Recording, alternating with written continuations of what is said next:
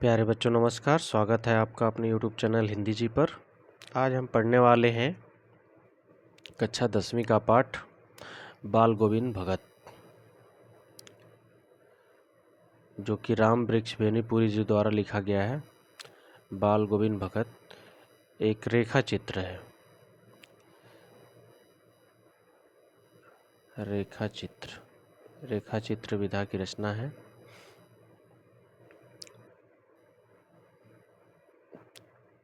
चलिए पाठ देखते हैं। पहले पाठ के बारे में देखते हैं। बाल गोविंद भगत रेखा चित्र। बाल गोविंद भगत रेखा चित्र के माध्यम से लेखक एक ऐसे विलक्षण चरित्र का उद्घाटन किया है जो मनुष्यता, लोक संस्कृति और सामूहिक चेतना का प्रतीक है।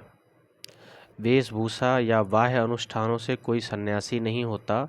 सन्यास का आधार जीवन के मानवीय सरोकार होते हैं। बाल गोविंद भगत इसी आधार पर लेखक को सन्यासी लगते हैं। यह पाठ सामाजिक रूढ़ियों पर भी प्रहार करता है। इस रेखा चित्र की एक विशेषता यह है कि बाल गोविंद भगत के माध्यम से ग्रामीण जीवन की सजीव झांकी देखने को मिलती है। ये पाठ जो है बाल गोविंद भगत के व्यक्ति चित्र पर आधारित है, उनके व्यक्तित्व के बारे में है, जिससे हमें ये पता चलता है कि कोई व्यक्ति अपने गृहस्थ जीवन में, अपने घर परिवार में रह करके भी एक सन्यासी की तरह, एक साधु की तरह अपना जीवन व्यतीत कर सकता है। उसके लिए दुनिया भर के वेशभूषा बनाने की, कोई आडंबर करने की ज़रूरत नहीं है। बना हुआ साधु, रंगा हुआ साधु बनने की ज़रूरत नहीं है। संत का जीवन घर के अंदर व्यतीत किया जा सकता है। और इस पाठ में गांव की संस्कृति, गांव की जीवन शैली का भी चित्रण किया गया है लेखक द्वारा। चलिए देखते हैं पाठ।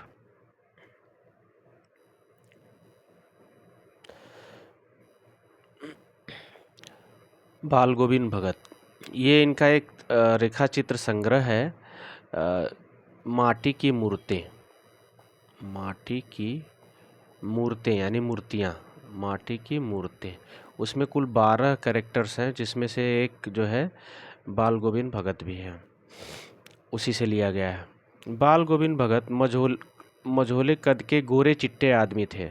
60 से ऊपर के ही होंगे, ये उम्र उनकी बताई जा रही है। 60 साल से ऊपर की ही उम्र रही होगी। बाल पक गए थे। लंबी दाढ़ी या जटाजूट तो नहीं रखते थे, किंतु हमेशा उनका चेहरा सफ़ेद बालों से ही जगमग किए रहता।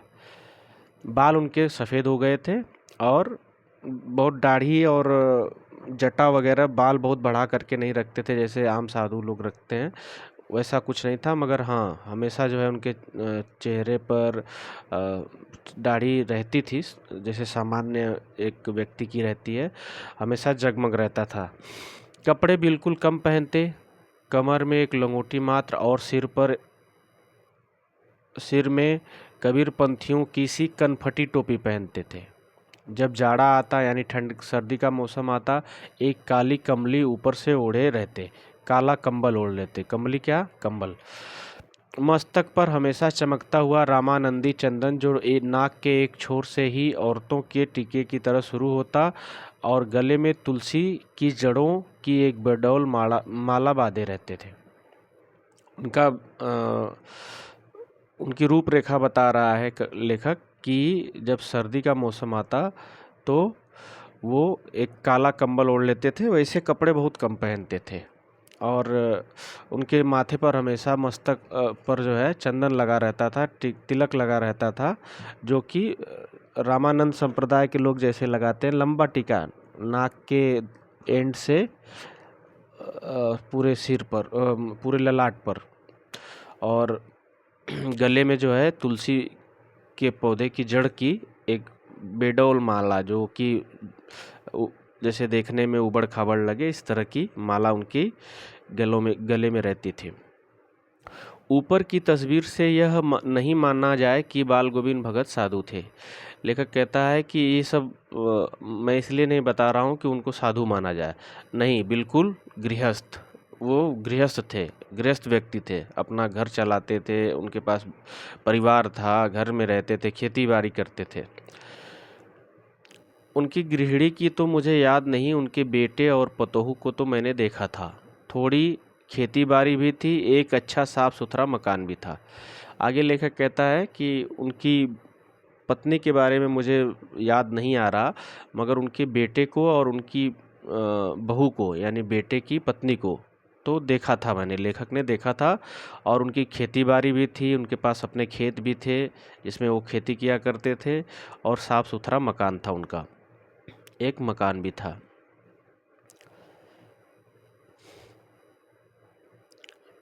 किन किंतु खेती बाड़ी करते, परिवार रखते हुए भी बाल गोविंद भगत साधु थे। साधु की परिभाषाओं में खरे उतरने वाले, यानी जो एक संत के अंदर, जो एक सच्चे साधु के अंदर जो है विशेषताएं होती है, वो सारे विशेषताएं जो है लेखक कहता है कि बाल गोविंद भगत के अंदर भी थी।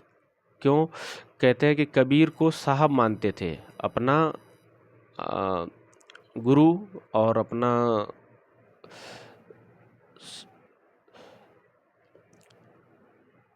ईश्वर, अपना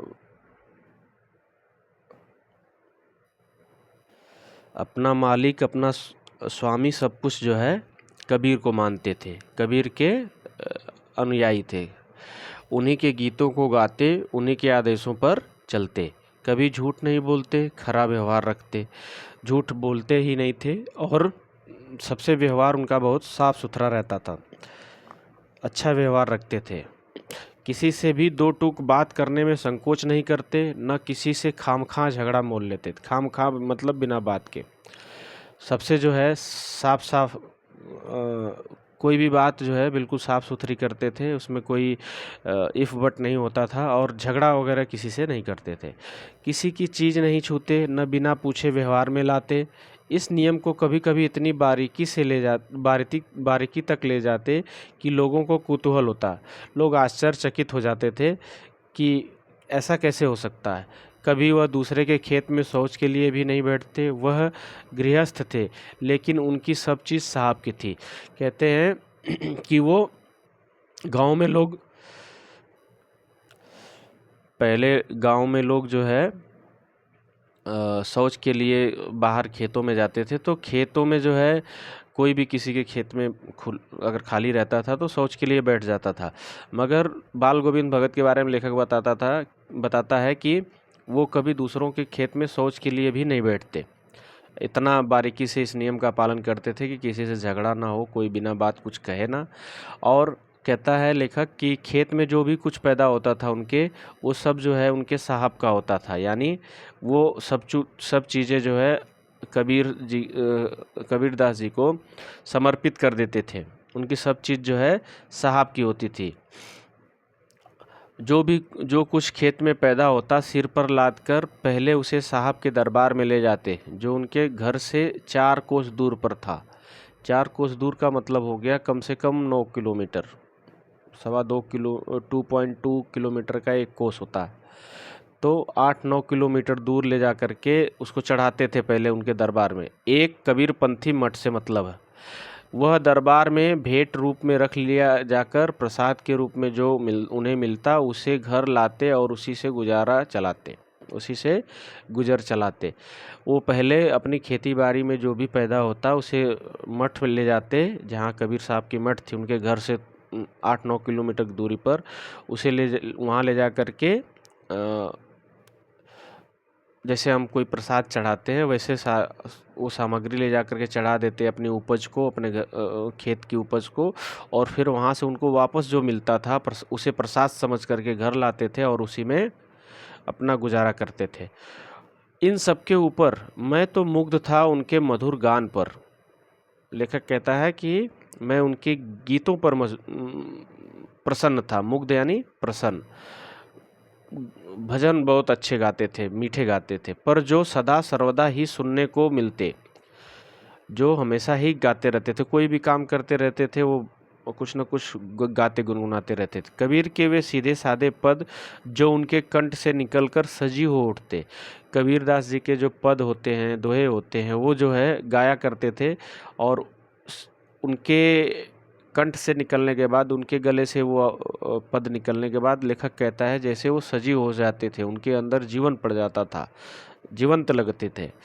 आषाढ़ की रिमझिम है, समूचा गांव खेतों में उतर पड़ा है, कहीं हल चल रहे हैं, कहीं रोपनी हो रही है, यानी धान रोपा जा रहा है। धान के पानी भरे खेतों में बच्चे उछल रहे हैं, औरतें कलेवा लेकर मेड़ों पर बैठी हैं। ये दृश्य बता रहा है गांव का लेखक की आषाढ़ का मौसम है,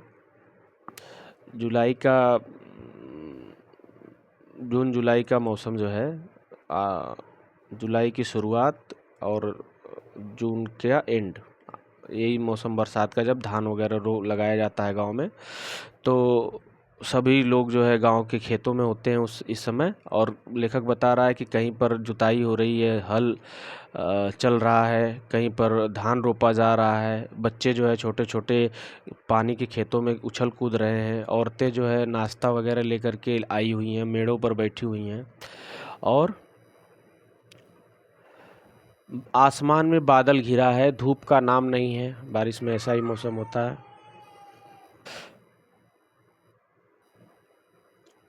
आसमान में बादल घिरा, धूप का नाम नहीं, ठंडी पुरवाई चल रही। ऐसे ही समय आपके कानों में एक स्वर तरंग झंकार सी उठी। यह क्या है, यह कौन है, यह पूछना न पड़ेगा। बाल गोविंद भगत समूचा शरीर कीचड़ में लिथड़े अपने खेत में रोपनी कर रहे हैं।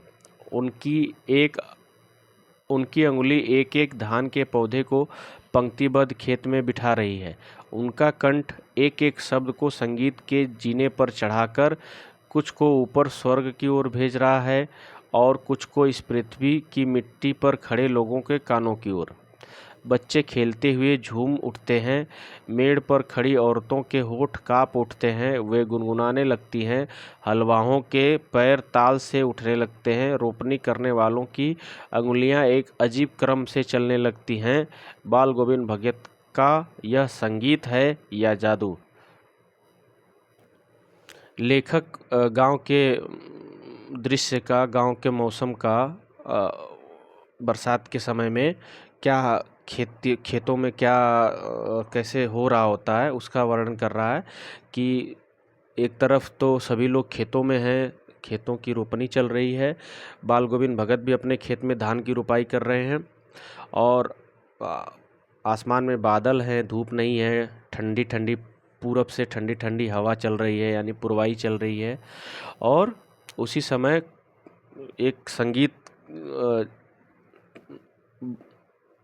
की ध्वनि सुनाई देती है। और यह क्या है उसे कोई पूछना नहीं चाहता, क्योंकि सब जानते हैं ये बाल गोविंद भगत का संगीत है। बाल गोविंद भगत भजन गा रहे हैं और वो पूरा शरीर उनका कीचड़ में लिथड़े हुए, यानी वो भी अपनी खेती बाड़ी का काम कर रहे हैं, तो उनके पूरे शरीर में कीचड़ लगा हुआ है, मिट्टी लगी हुई है, और वो खेत में रोपनी कर रहे हैं। और इससे जो है सभी लोग अपने काम में एकदम उस भजन को सुनते हुए मगन हो जाते हैं।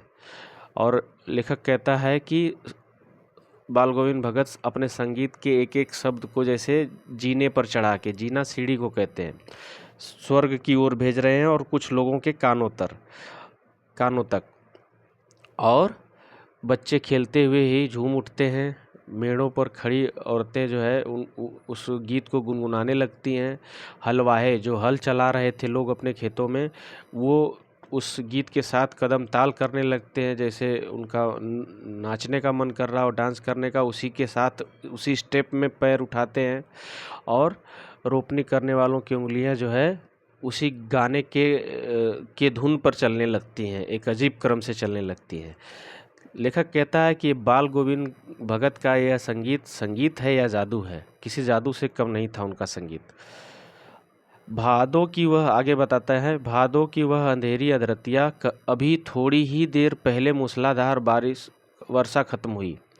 बादलों की गरज, बिजली की तड़प में आपने कुछ नहीं सुना हो, किंतु अब झिल्ली की झनकार और दादरों की टरटर बाल गोविंद भगत के संगीत को अपने कोलाहल में डुबो नहीं सकती। उनकी खजड़ी डिमक डिमक बज रही है, और वे गा रहे हैं।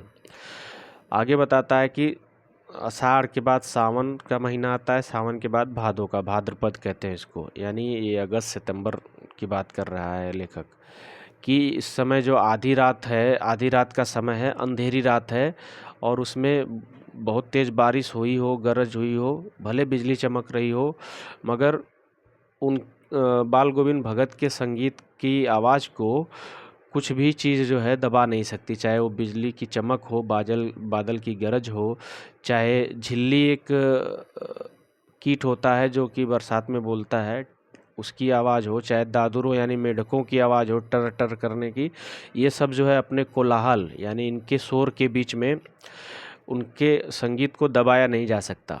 उनका संगीत जो है सबको सुनाई पड़ ही जाता था।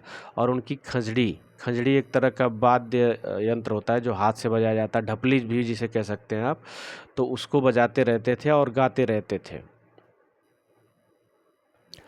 देखिए आप इस चित्र में देख सकते हैं कि यही बाल गोविंद भगत हैं, यही जो है बाल गोविंद भगत है, इनके हाथ में खजड़ी है, ये इनके हाथ में जो है खजड़ी है और इसे बजाते हुए गा रहे हैं। इनकी वेशभूषा देखिए, ये जो है एक कनफटी टोपी जो बताया है लेखक ने, वैसी टोपी पहनते थे और कपड़े बहुत कम पहनते थे। जाड़े के दिनों में बस कंबल डाल लेते थे ऊपर से, एक धोती पहनते थे और उसके अलावा जो है कपड़े बहुत कम होते थे इनके शरीर पर। और क्या गाते हैं, गोदी में पियवा चमक उठे सखिया चेहू को उठे ना। हाँ, पिया तो गोद में ही है किंतु वह समझती है वह अकेली है, चमक उठती है चिहुक उठती है। उसी भरे बादलों वाले भादों की आधी रात में उनका यह गाना अंधेरे में अकस्मात कौंध उठने वाली बिजली की तरह किसे न चौंका दे। लेखक बताता है कि वो अचानक से रात में, चाहे जब उनकी नींद खुलती और उठ करके वो भजन गाना शुरू कर देते थे, तो कह रहे हैं कि ये जो भजन गाई है इन्होंने, कि कोई स्त्री है और उसके पास ही उसका पति है, गोदी में पिया हुआ है यानी उसके पास ही है सब, मगर वो समझती है कि मेरे पास वो नहीं है, वो दूर है, और वो अचानक से डर करके उठ जाती है, जाग जाती है और वो सोचती है कि मैं अकेली हूँ। उसको ऐसा आभास होता है, डर लगता है।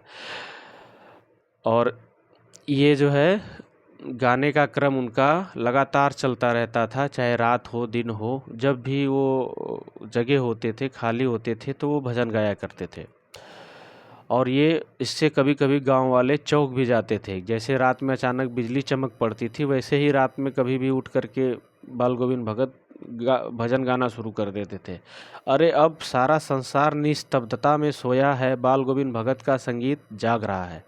कह रहा है लेखक कि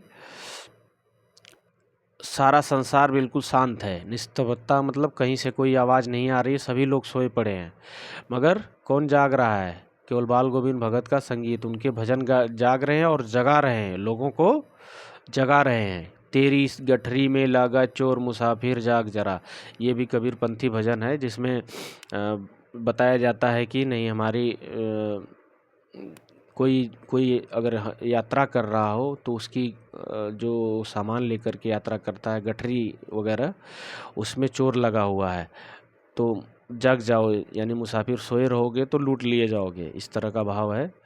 तो हम भी हमारा जीवन भी एक यात्रा की तरह ही है।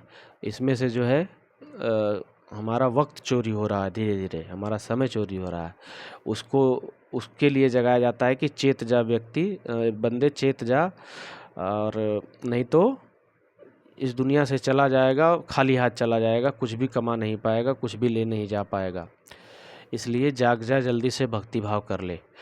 आगे लेखक बताता है कि कार्तिक आया नहीं कि बाल गोविंद भगत की प्रभातियाँ शुरू हुई, जो फागुन तक चला करते, इन दिनों वह सवेरे ही उठ जाते। अब अगले महीने की बात बता रहे हैं कि जैसे अक्टूबर आ जाता, वैसे ही बाल गोविंद भगत प्रभातियाँ करना शुरू कर देते थे। सुबह सुबह जो है भजन गा करके घूमना, मोहल्ले में सबको जगाना, है ना, इनके साथ और लोग भी शामिल हो जाते थे। ये क्रम जो है उनका फागुन तक, लगभग फरवरी मार्च तक चलता रहता था। जैसे ही कार्तिक आता था, कार्तिक आया नहीं कि बाल गोविंद भगत की प्रभातियां शुरू हुईं, जो फागुन तक चला करती। इन दिनों वह सवेरे उठ जाते। लेखक बता रहा है कि जैसे ही अक्टूबर आता, यानी कार्तिक का महीना आता, अक्टूबर नवंबर, तब से लेकर के होली तक, फागुन तक उनकी प्रभातियां चलती। वो सुबह सुबह जग करके, सुबह भजन गा करके मोहल्ले में, अपने गांव में फेरी लगाया करते थे सुबह सुबह। उसे प्रभाती कहते हैं। प्रभाती गाया करते थे और करीब कार्तिक से लेकर के फागुन तक, यानी अक्टूबर नवंबर से फरवरी मार्च तक ये क्रम चलता रहता था।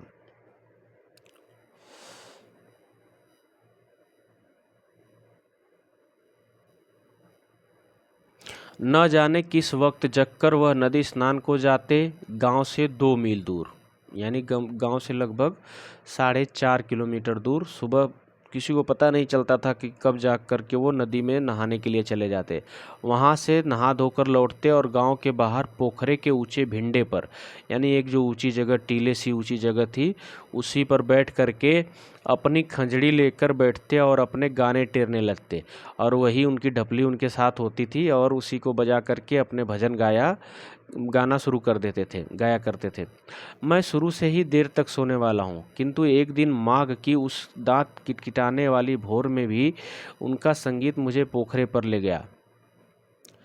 अभी आसमान के तारों के दीपक बुझे नहीं थे।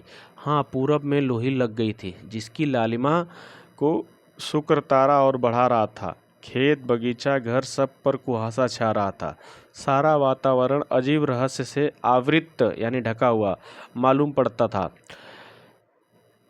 उस रहस्यमय वातावरण में एक कुश की चटाई पर पूरब मुंह काली कमली, काला कंबल ओढ़े बाल गोविंद भगत अपनी खंजड़ी लिए बैठे थे। उनके मुंह से शब्दों का तांता लगा था। उनकी अंगुलियां खंजड़ी पर लगातार चल रही थीं। गाते गाते इतने मस्त हो जाते, इतने सुरूर में आ जाते, उत्तेजित होते कि मालूम होता अब खड़े हो जाएंगे। कमली तो बार बार सिर से नीचे सरक जाती। मैं जाड़े से कँपकँपा रहा था, किंतु तारे की छाँव में भी उनके मस्तक के श्रम बिंदु, यानी पसीने की बूंदें, जब तब चमक ही पड़ते। लेखक बताता है कि जाड़े के दिनों में जब बहुत ज़्यादा ठंड पड़ती है, दिसंबर जनवरी के समय, उस समय जो है सुबह सुबह उठ करके माघ में जो है, जब लोग जो है रजाई कंबल से निकलते नहीं है, वैसे समय में वो पोखरे पर चले जाते थे, नहा धो करके आते थे उधर से नदी से।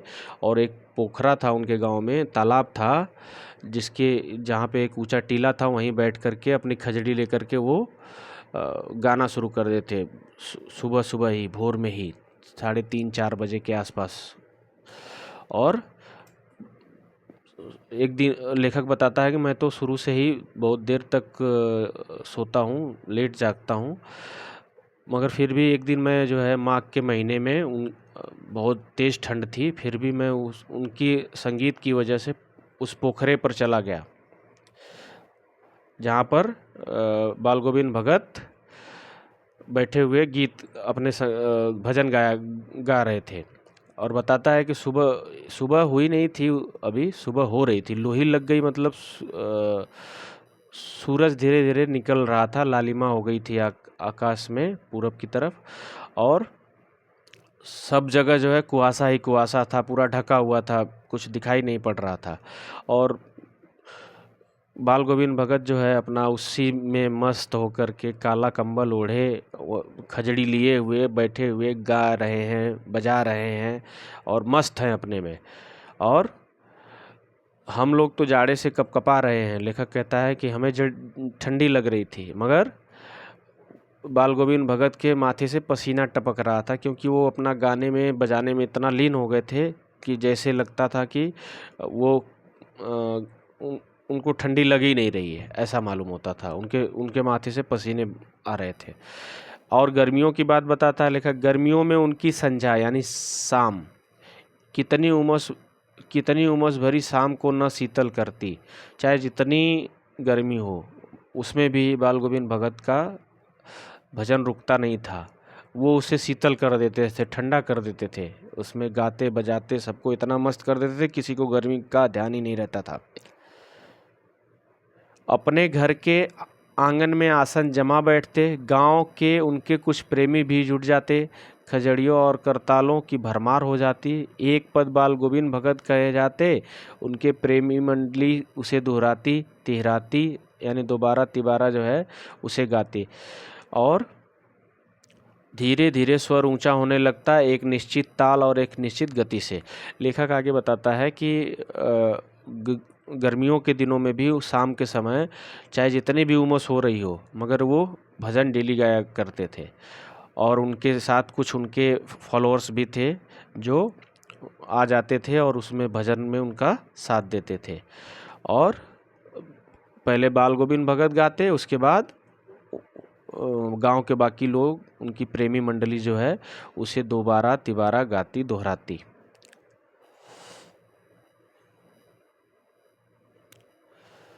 धीरे धीरे स्वर ऊंचा होने लगता, एक निश्चित ताल से एक निश्चित गति से। उस ताल स्वर के चढ़ाव के साथ श्रोताओं के मन भी ऊपर उठने लगते। धीरे धीरे मन तन पर हावी हो जाता। होते होते एक क्षण ऐसा आता कि बीच में खजड़ी लिए बाल गोविंद भगत नाच रहे हैं और उनके साथ ही सबके तन मन नृत्यशील हो उठे हैं। सारा आंगन नृत्य और संगीत से उत्प्रोत है। कहता है लेखक कि वो नाचने गाते गाते इतना मगन हो जाते थे कि नाचने लगते थे, और सबका मन नाचने नाचने को हो जाता था, सबका मन नाच रहा होता था। एक ऐसा समय आता था, लोग इतना गाने में उनके भजन में इतना खो जाते थे कि सब लोग लगभग नाचने लगते थे, सबका मन नाचने लगता था।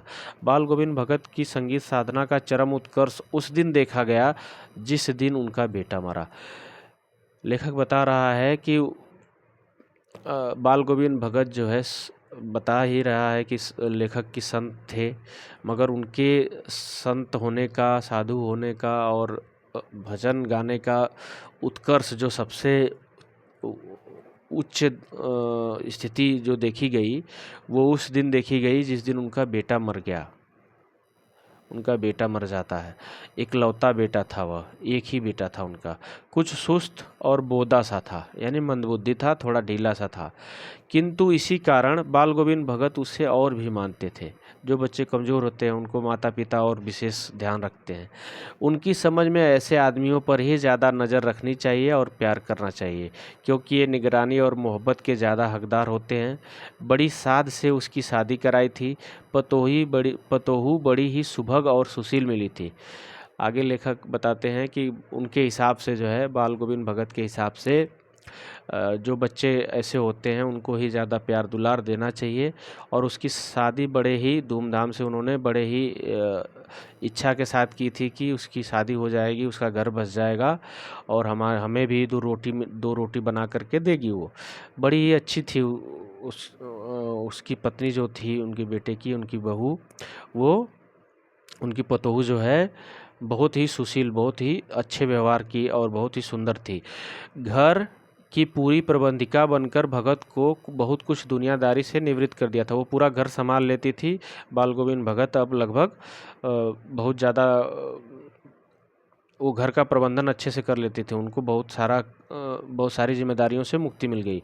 उनका बेटा बीमार है, इसकी खबर रखने की लोगों को कहाँ फुर्सत, किंतु मौत तो अपनी ओर सबका ध्यान खींचकर ही रहती है। हमने सुना बाल गोविंद भगत का बेटा मर गया। कुतूहलवश उनके घर गया, देखकर दंग रह गया। बेटे को आंगन में एक चटाई पर लिटाकर एक सफ़ेद कपड़े से ढांक रखा है। वह कुछ फूल तो हमेशा ही रोपते रहते, उन फूलों में से कुछ तोड़कर उस पर बिखरा दिए हैं। फूल और तुलसी दल भी।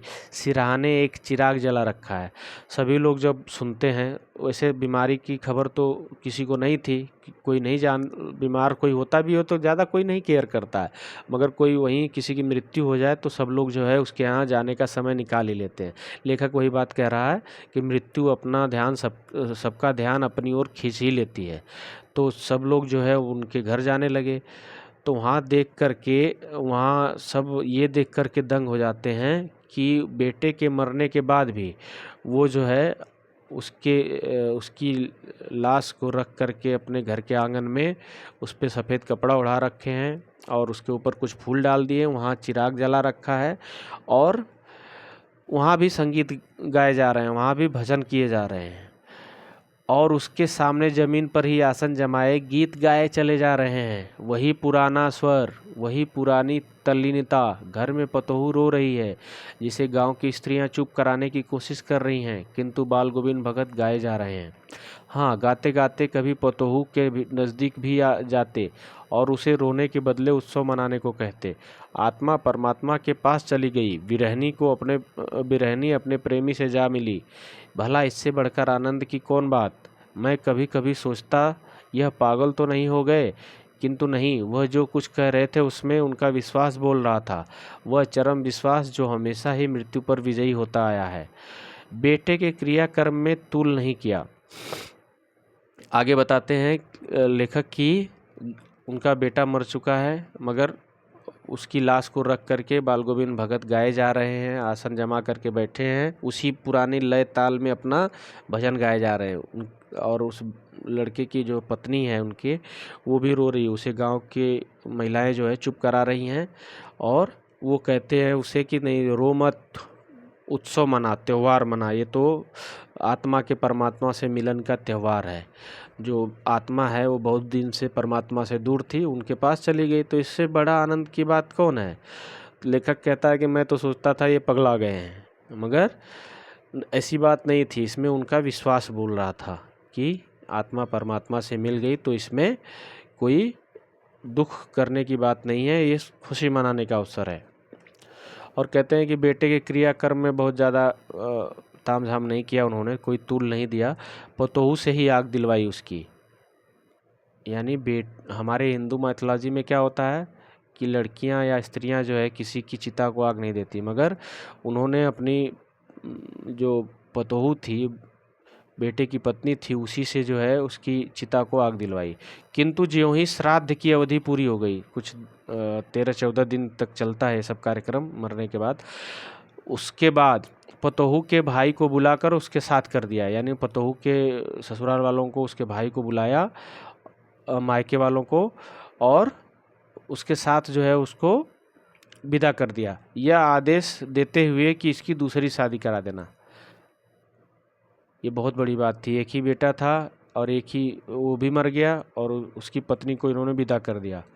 अपने बारे में बिल्कुल नहीं सोचा कि मेरा बुढ़ापे में क्या होगा, मुझे खाना पानी कौन देगा, मेरी देखभाल कौन करेगा, ये सब बात पतोहू सोचती है। इधर पतोहू का रो रो कर कहती, मैं चली जाऊंगी तो बुढ़ापे में कौन आपके लिए भोजन बनाएगा, बीमार पड़े तो कौन एक चुल्लू पानी भी देगा। मैं पैर पड़ती हूँ, मुझे अपने चरणों से अलग नहीं कीजिए। लेकिन भगत का निर्णय अटल था, तू जा, नहीं तो मैं ही इस घर को छोड़कर चल दूंगा। यह थी उनकी आखिरी दलील, और इस दलील के आगे बेचारी की क्या चलती। जब उन्होंने उसके भाई के साथ उसको भेजा, अपनी पतोहू को, तो वो जाना नहीं चाहती थी, उनके पैरों में पड़ करके कहती है कि मैं आपके पैर पड़ रही हूँ, मुझे अपने से दूर मत करिए, मैं आपकी सेवा करूँगी, यहीं पड़ी रहूँगी। आपको अगर बीमार पड़ गए तो पानी कौन देगा, आपके लिए भोजन कौन बनाएगा, आपकी बुढ़ापे में देखभाल कौन करेगा। मगर भगत जो है कहते हैं कि अगर तू नहीं जाएगी तो मैं ही ये घर छोड़कर चला जाऊंगा हमेशा के लिए। और इस बात के आगे तो बेचारी लाचार हो जाती है और वो चली जाती है।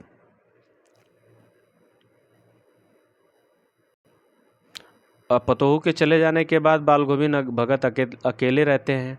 अब इसके बाद बताता है लेखक कि बाल गोविंद भगत की मौत उन्हीं के अनुरूप हुई, जैसा वो सोचते थे कि किसी दिन चले जाना है, उसी तरह वह हर वर्ष गंगा स्नान करने जाते थे। हर साल जो है गंगा स्नान करने जाते। स्नान पर उतनी आस्था नहीं रखते जितना संत समागम पर। संत समागम का मतलब संत लोगों से मिलना जुलना, और लोक दर्शन पर, और उसके साथ साथ यात्रा हो जाती थी, दर्शन हो जाते थे।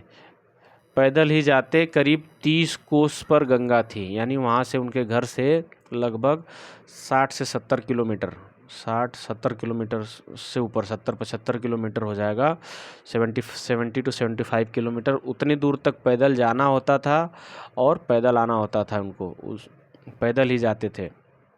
और साधु को संबल लेने का क्या हक, और गृहस्थ किसी से भिक्षा क्यों मांगे।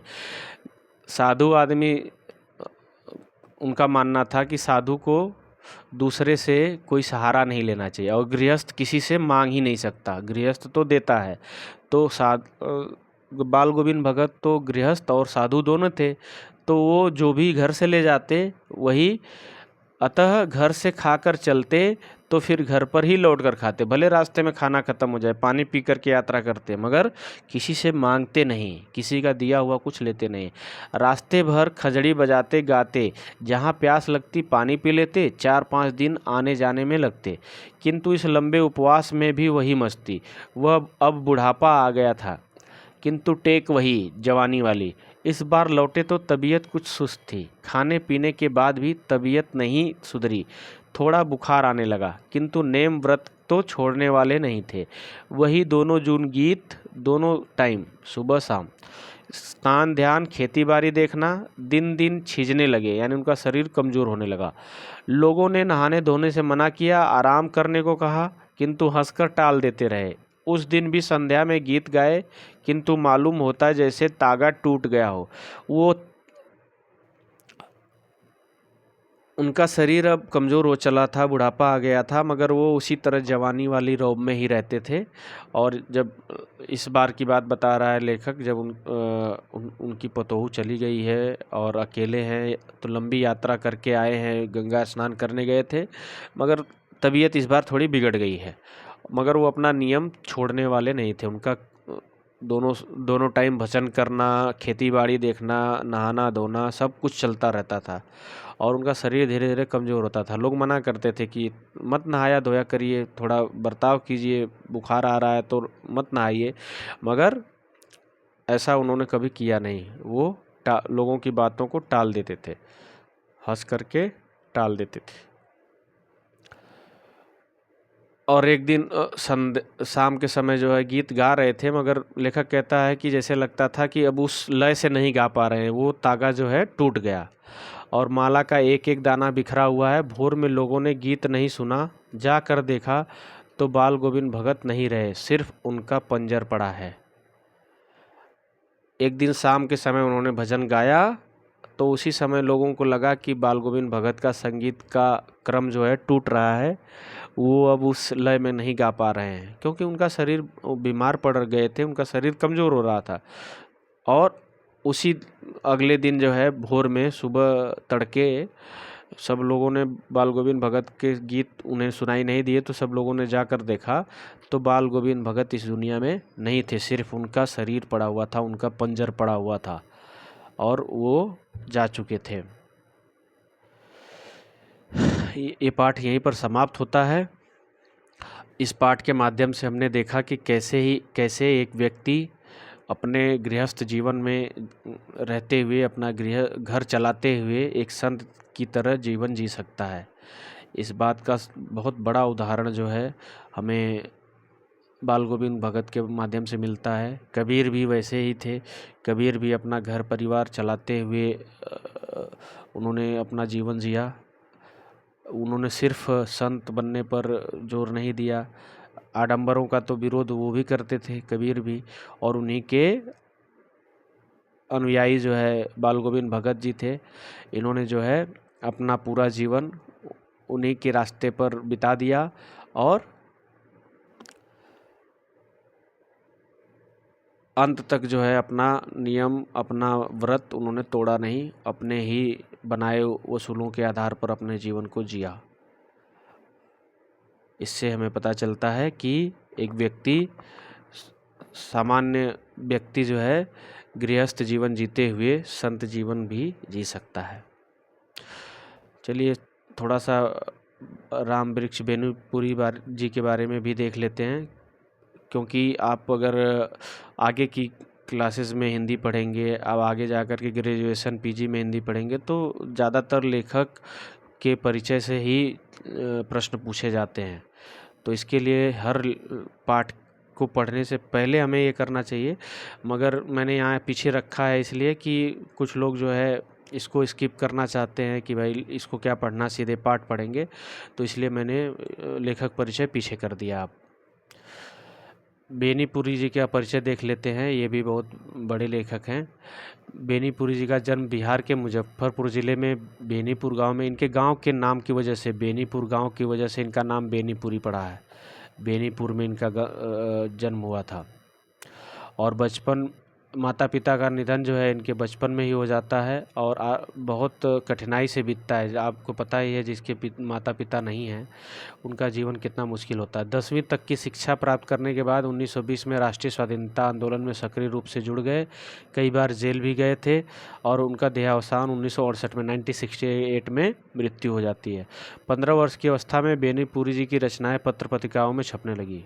15 साल यानी लगभग जब 9वीं 10वीं में रहे होंगे तभी से इनकी रचनाएं जो है पत्र पत्रिकाओं में छपनी शुरू हो गई थी। बेहद प्रतिभाशाली पत्रकार थे। उन्होंने अनेक दैनिक, साप्ताहिक और मासिक पत्रिकाओं का संपादन किया, जिनमें तरुण भारत, किसान मित्र, बालक, युवक, योगी, जनता, जनवाड़ी, नई धारा उल्लेखनीय है। ये पत्र पत्रिकाओं के नाम है जिनके संपादन बेनीपुरी जी ने किए हैं।